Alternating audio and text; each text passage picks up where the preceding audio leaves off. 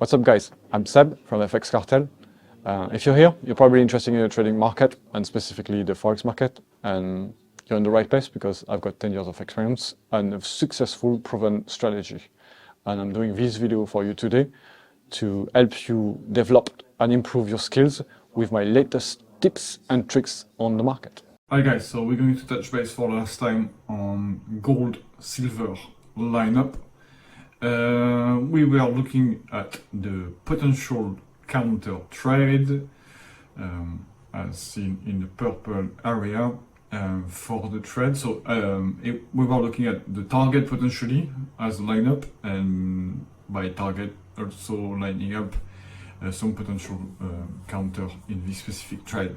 So what has occurred?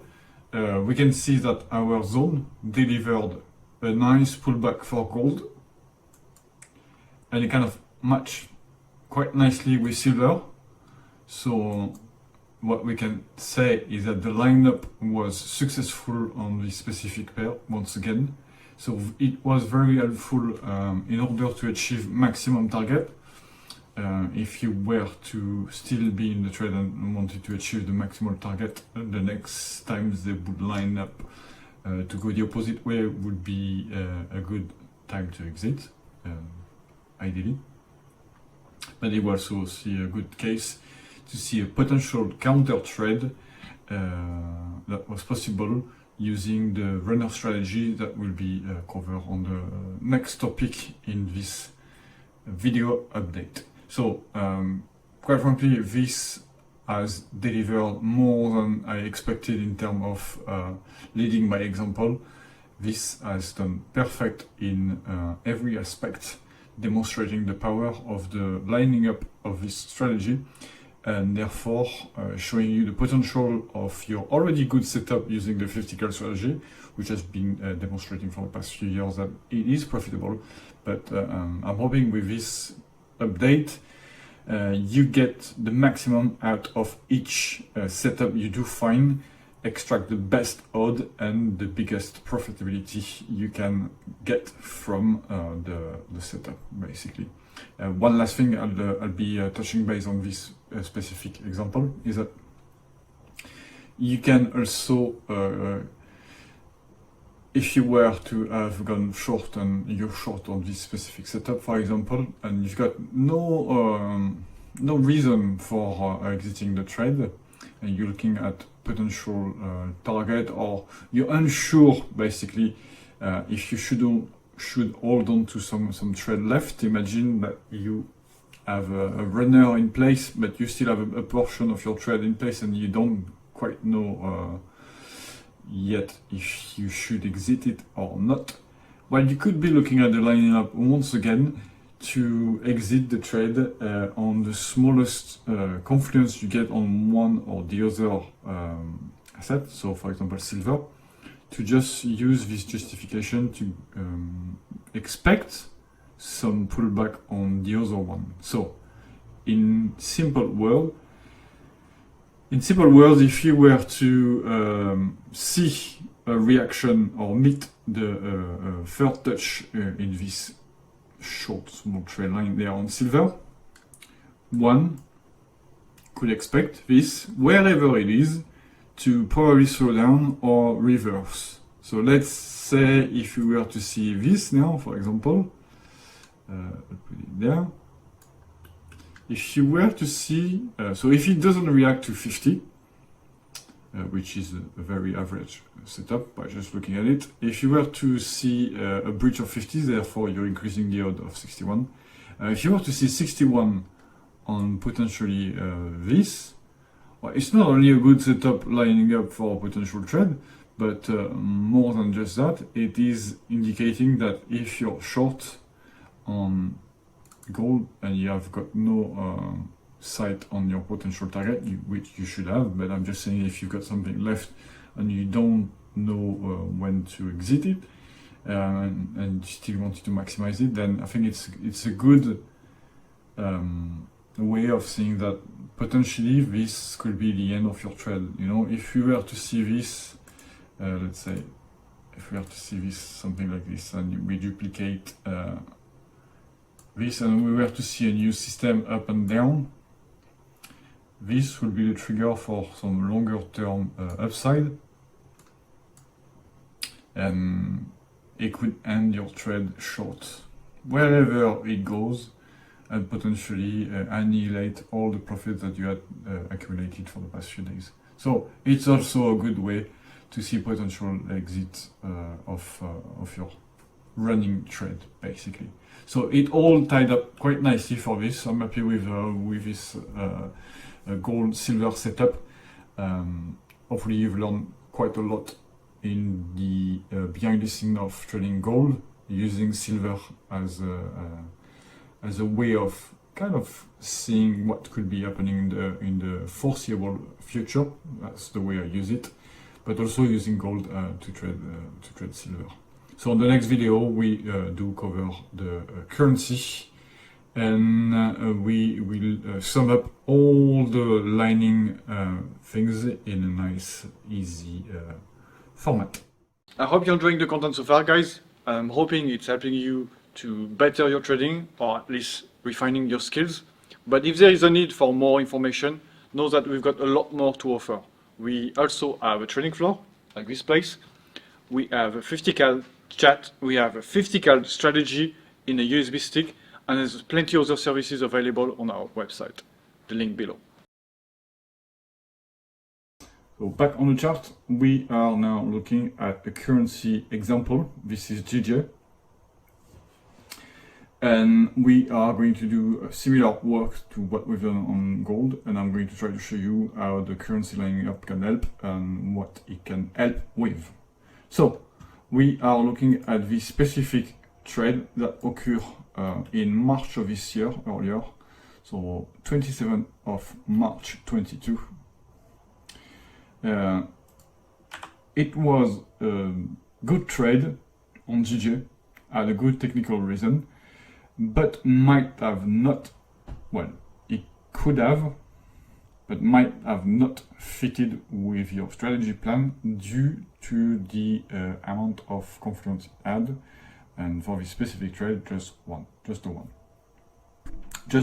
But for me, if you're looking at this chart and if you've been following the 50cal strategy evolving and being part of the 50cal chat, you've seen that this specific confluence is probably one of the strongest one we have now, and therefore made plenty reason for the trade to be set and taken on its own. But let's assume that that one confluence is not enough. We're going to take a look at that confluence.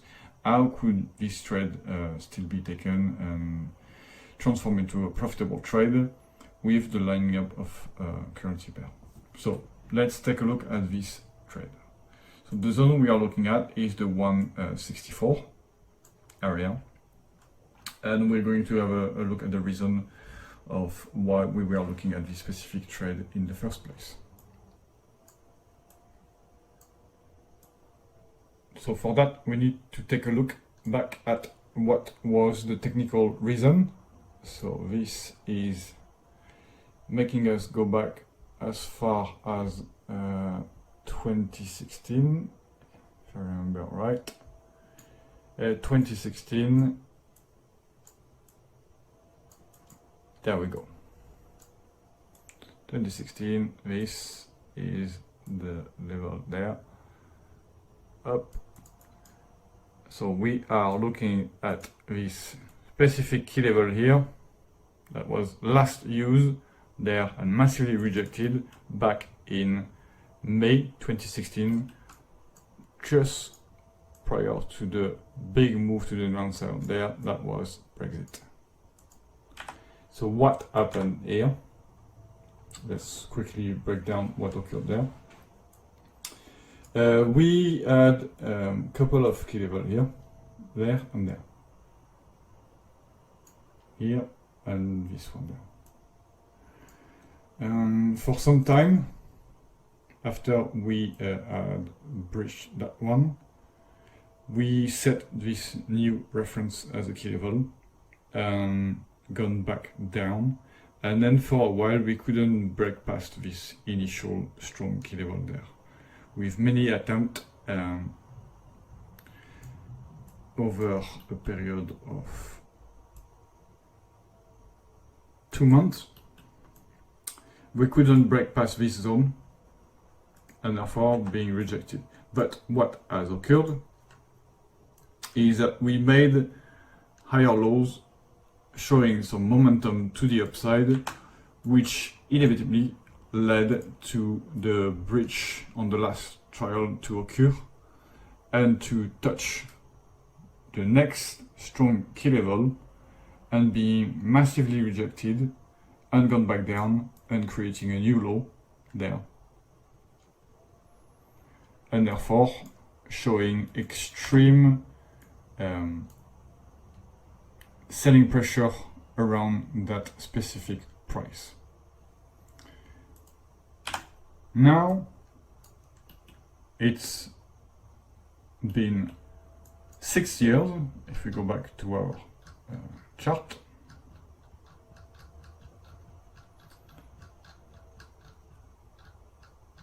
Let's go back.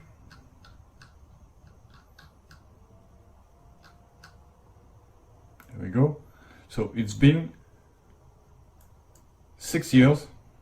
We haven't gone back to the level. So for me in itself, it's already a good trade. You're showing me a very, very strong rejection. And we've seen that on the previous key level, we've been rejected many times over a period of 2 months before we got to this one, and we got strongly rejecting, even bigger than the rejection we had from the level before. So you're just telling me that if we were to touch that level after 6 years, the odd of getting a similar reaction, or at least half the reaction we had, is quite high in itself. But I agree, there's only one confluence there. It's just the key level. There's nothing else. So one could see it as probably light if you're trying to get the 3 confluence plus trade. I agree. But the fact that it took 6 years to come back to that price is making that confluence very, very strong. So probably stronger than most 3 setups, so 3 confluence trade. And so for me, it's making that setup stronger than most 3 confluence trade, basically. But that's just me now, with the level of confidence I have on the market. If you don't have quite yet that confidence, you might be thinking maybe the trade needs a bit more. How could we try to determine if there is more to it on that specific trade? And that's what we are going to do. We're going to try to see if things line up. So in a currency pair, there is 2 pairs at stake. We are looking at GJ, so we've got the pound and we've got the yen.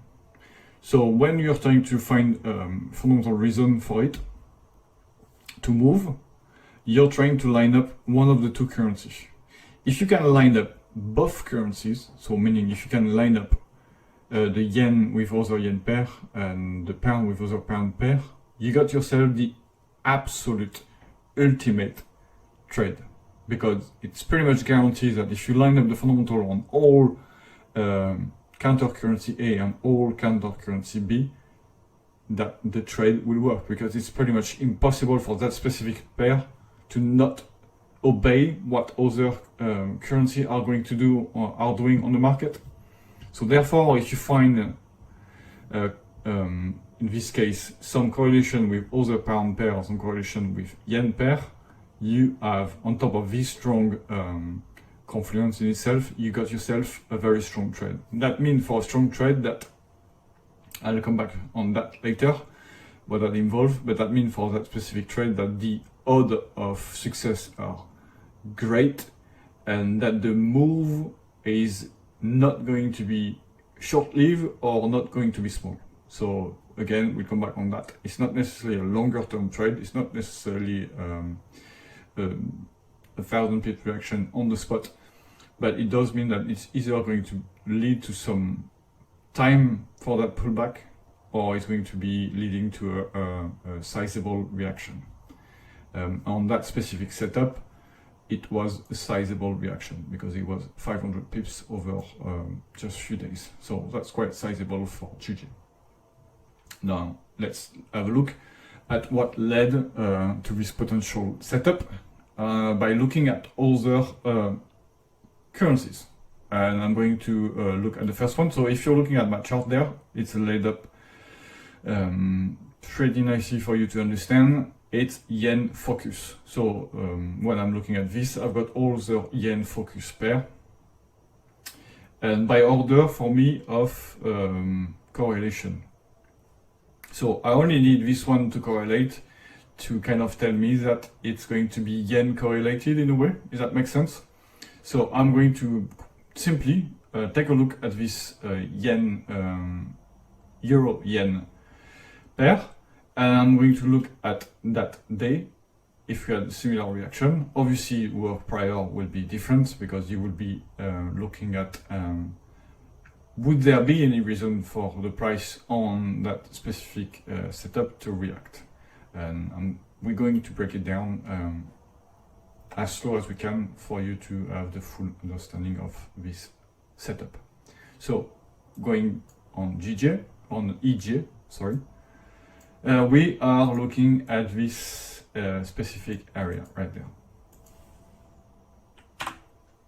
So just to show you, this is the exact same date, and we add 300 pips retracement, which is quite sizable for EJ, which moves a lot slower than the pound yen, basically.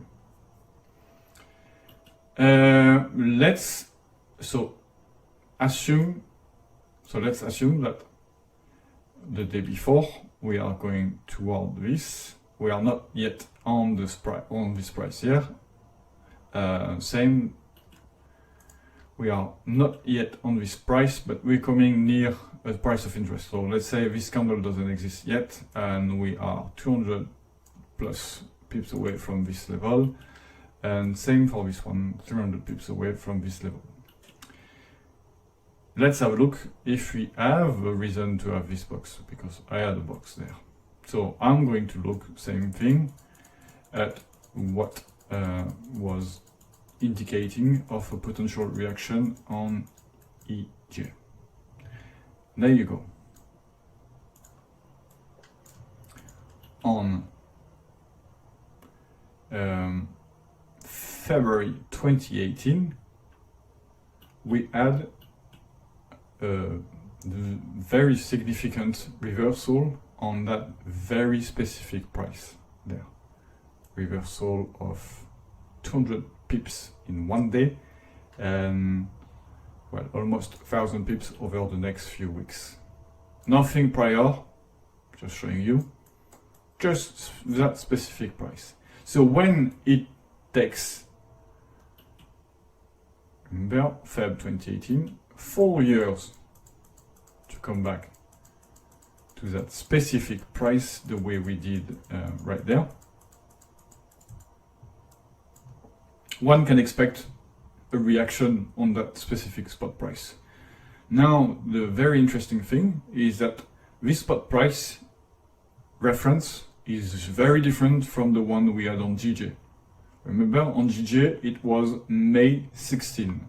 On EJ it's February 2018. So two very different reasons for that area there to be a reference point for the reversal. Now what just happened there is that EJ happened to be timing the reaction on that specific spot price with GJ on the same day to that other reference spot price.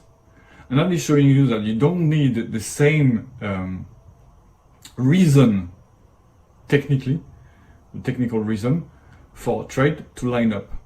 You have one key level from 16 and you have one key level from 18. And that means in the future for you, for your reference, that you can have a Fibonacci from a 61 level and another Fibonacci from a 50 Fib level.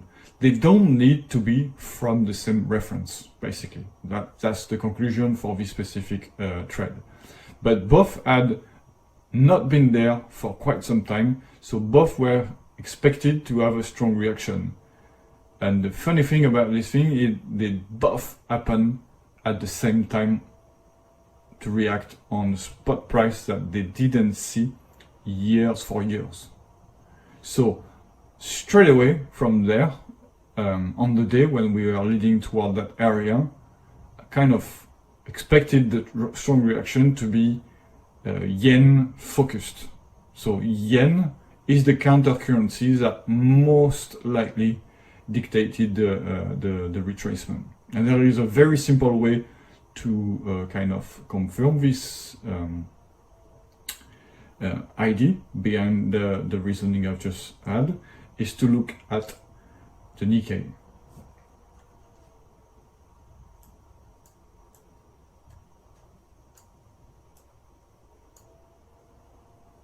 Now, if you're looking at the Nikkei, I've already highlighted the area right there.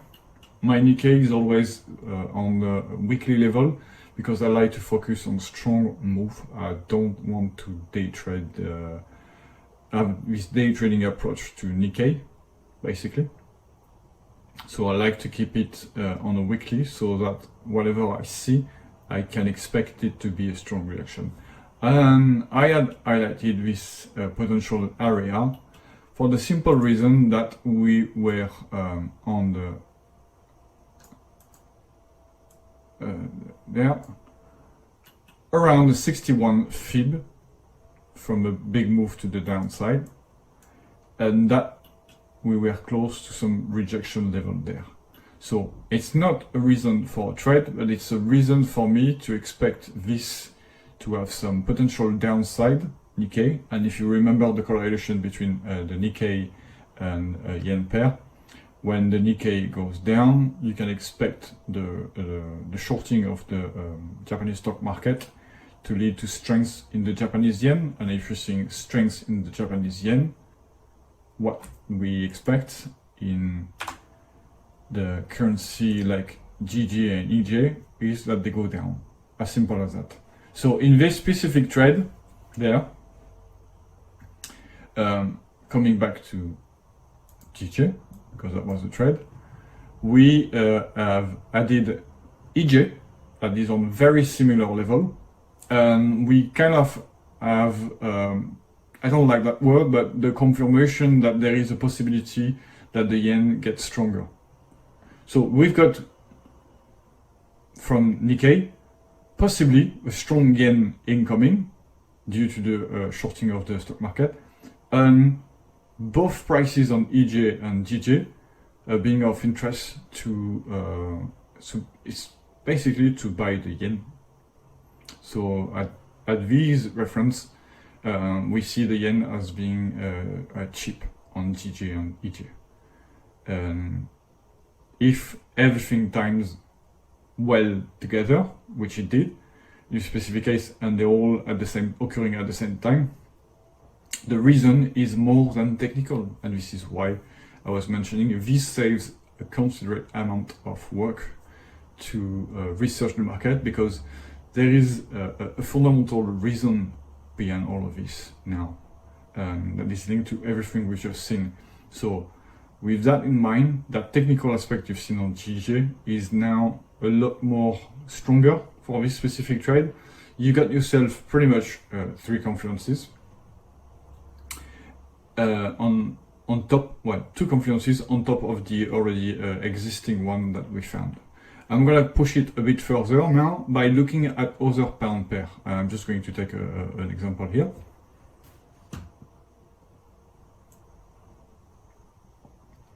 So in this example, there, we are going to look at the same day. See, the Jigen, and we had a strong trend line there that was broken, retested on the day.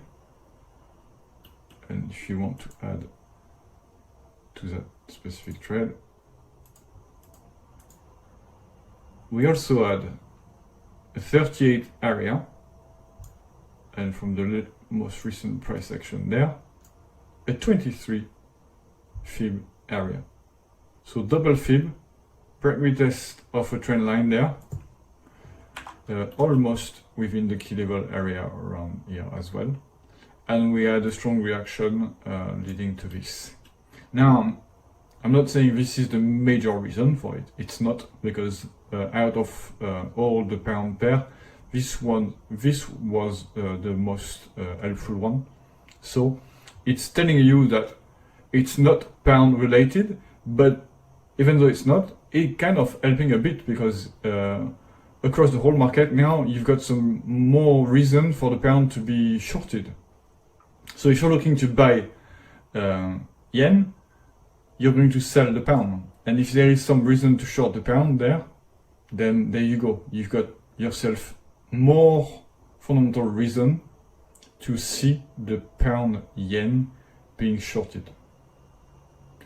So you pretty much have yourself a trade with 4 confluences from the level we were looking at. So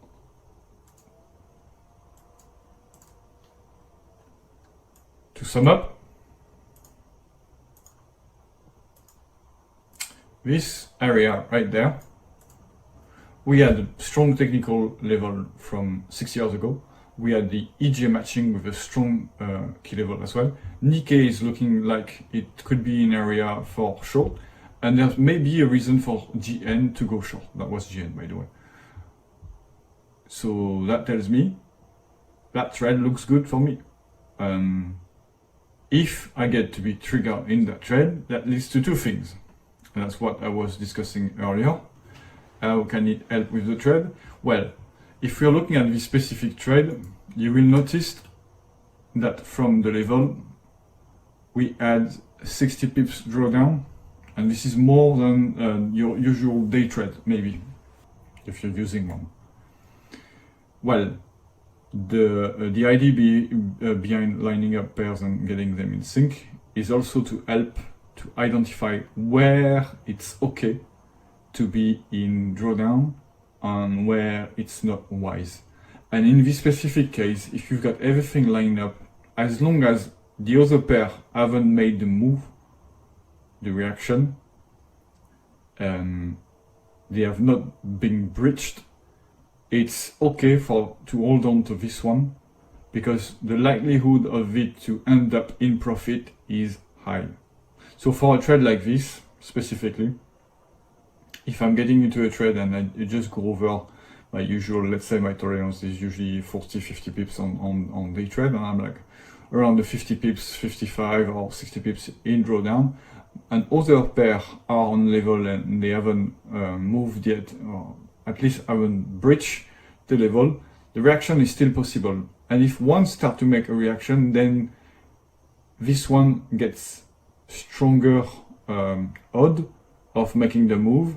And if they all started to move, and this one comes back to my entry and they start making the move, then the likelihood of this delivering the pullback becomes very high.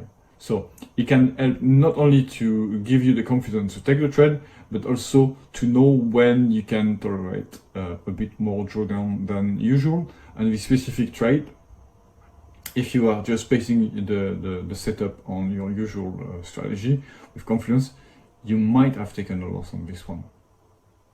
And from a good trade, you're actually taking a loss. So this lining up of things, syncing every pair, is to increase the probability and the profitability as well, by 2 ways. Getting more confident in trade setup, because you find trade setup that got higher odds of working, but also by holding on to a trade that has got more potential than holding on to a random trade, basically. And that's what this is doing, and I think the example has shown demonstrating quite clearly that this is the case. So this is another way, basically, of using the lining up of pairs. Thanks for watching, guys. Don't forget to comment, like, and subscribe.